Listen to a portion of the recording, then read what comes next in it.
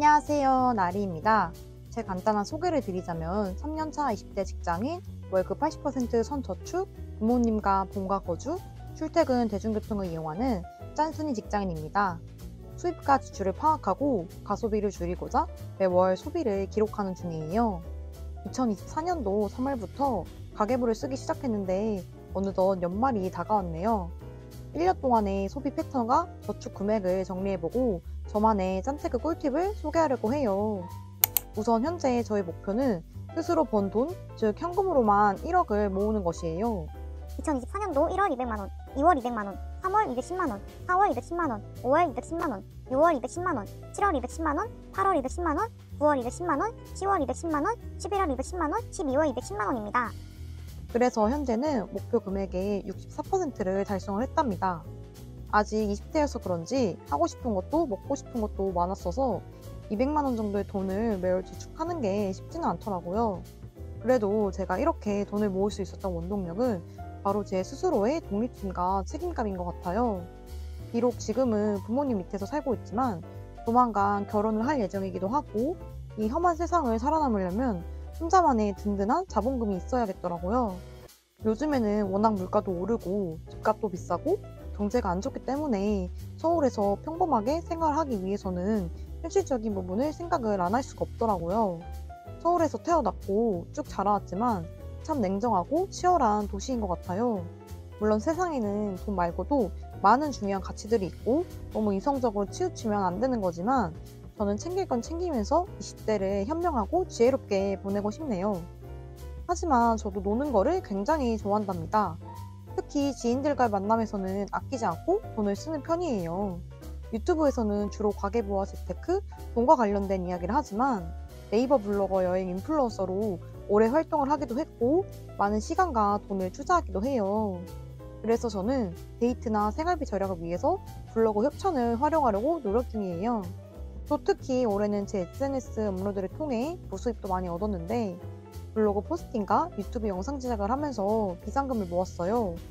정해진 만큼 저축은 하되 하고 싶은 건 하면서 알차게 보낸 2024년도였어요. 올해 3월부터 가계부를 쓰기 시작해서 어느덧 10개월이라는 시간이 흘렀네요.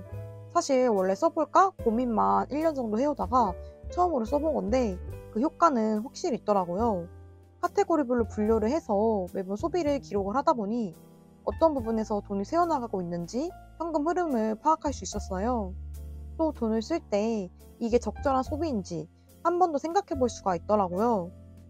또 저축 내용도 기록을 하면서 통장마다 돈 관리가 제대로 되고 있는지 확인을 해볼 수 있고 스스로를 컨트롤하면서 자산을 불려나가기가 좋더라고요. 가계부 작성 전과 작성 후가 극명하게 나뉠 정도로 긍정적인 효과를 얻을 수 있었어요. 가계부를 고민하시는 분들, 재테크에 관심 많으신 분들, 돈 모으기가 힘드신 분들은 시간 내서 가계부를 꼭 써보셨으면 좋겠어요.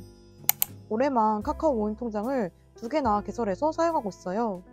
하나는 가정여행 통장으로 매월 2만원씩 내고 있고 하나는 커플여행 통장으로 매월 5만원씩 내고 있어요.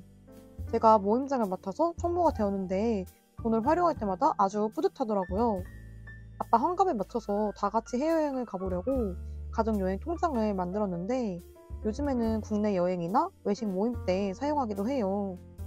다들 직장인이라 다 같이 여행을 가면 아무래도 비용 정산이 좀 고민이었는데 통장 돈을 자유롭게 사용할 수 있어서 편하더라고요. 또 저희 커플은 여행 다니는 걸 좋아해서 매년 해외를 나가려고 하는데 비행기 티켓 값이라도 같이 모아보려고 해요. 아무래도 저축을 많이 하다 보니 큰 지출이 필요할 때는 쓰려고 아껴두었던 비상금을 유용하게 잘 활용을 했네요.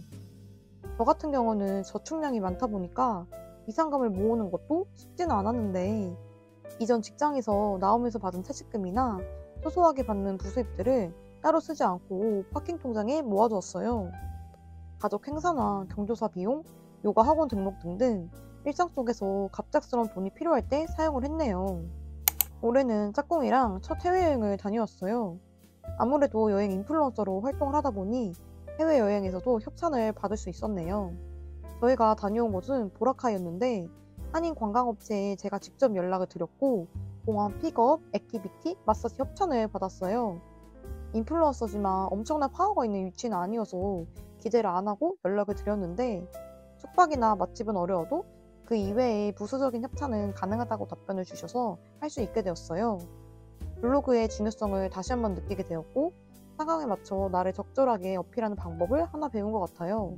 2박 3일 속초 국내 여행도 협찬을 받아 다녀왔어요. 반얀트리 혼마리나 호텔 호캉스부터 고기, 회를 마음껏 먹을 수 있었던 맛집들과 실내 전시회까지 모두 무료로 이용을 했네요. 투어를 진행하시는 블로그 선배님과도 친해지고 짝꿍과도 좋은 추억을 남길 수 있었던 시간이었어요. 사실 블로거를 4년 정도 해오면서 늘 정체되어 있다는 느낌을 받고 있고 흥미가 떨어진 상태였는데 이런 일을 계기로 더 열심히 해야겠다는 터닝포인트가 된 것 같아요. SNS 활동이 생활비 측면에서 너무나 도움이 되기 때문에 주변 친구들에게 블로그를 많이 추천을 해주고 있어요. 하지만 아무도 하지 않아서 속상했어요. 막상 다들 시작하기를 귀찮고 어려워하더라고요. 그러던 중 한 친구가 최근에 블로그를 하기 시작했고 데이트나 가족 모임 때 블로그 체험단으로 외식을 잘 하더라고요. 제 친구도 알뜰살뜰 이용하는 모습을 보니 뿌듯했고 그 친구가 받은 협찬 식당을 같이 방문해서 저녁을 먹기도 했어요. 또 클파원 챌린지라고 유튜브 쇼츠처럼 네이버에서도 짧은 클립 영상을 올리는 대회가 있었는데 제가 거기서 1등을 했어요. 무려 53만 뷰를 달성을 했답니다. 네이버 포인트를 75,000원가량을 얻었고 야무지게 사용도 했답니다. 11월 마지막 주부터 회사에 도시락을 싸갖고 다니기 시작했어요. 식비 절약도 하고 건강한 음식도 먹을 수 있어서 좋더라고요. 도시락 통이랑 가방도 사고 샐러드 야채 탈수기랑 저당 소스 등등을 사느라 초기 세팅 비용이 좀 들긴 했지만 여러 측면에서 긍정적인 변화를 느끼고 있어요. 평소에 요리를 즐겨 하는 편이 아니다 보니 매일 밤마다 음식을 준비할 때 시간이 꽤 오래 걸리는 편이지만 새로운 취미가 생긴 것 같아서 아직은 재밌게 즐기고 있네요. 주말마다 음식 재료장도 제가 다 직접 보고 있는데 가격 비교도 하면서 점심 식비를 알차게 사용해 보려고 노력 중이에요. 집에서 가까운 곳에 홈플러스가 있어서 도시락 재료를 살 때 자주 가는데 멤버십 포인트 적립이 있어서 앞으로 알뜰살뜰 잘 모아보려고 해요. 당근마켓 중고거래도 똑똑하게 활용해 볼 수 있어요. 제가 헤라 블랙 쿠션을 거의 3년 정도 사용을 하고 있는데 한두 달에 한 번씩은 리필용을 사서 교체를 하고 있어요. 그만큼 자주 쓰는 화장품인데 리필용은 하나에 3만원 정도로 저렴한 가격은 아니에요. 마침 당근마켓을 둘러보고 있는데 어떤 분이 리필용을 21,000원에 판매를 하시더라고요. 그래서 바로 연락을 드렸고 4개나 구입을 했답니다. 그럼 저는 총 36,000원 정도를 아낀 셈이에요. 제가 취미로 유튜브와 블로그를 하고 있긴 하지만 확실히 운동을 안 하니까 몸이 무겁고 피곤한 게 느껴지더라고요. 그래서 올해 여름부터 요가를 시작했어요.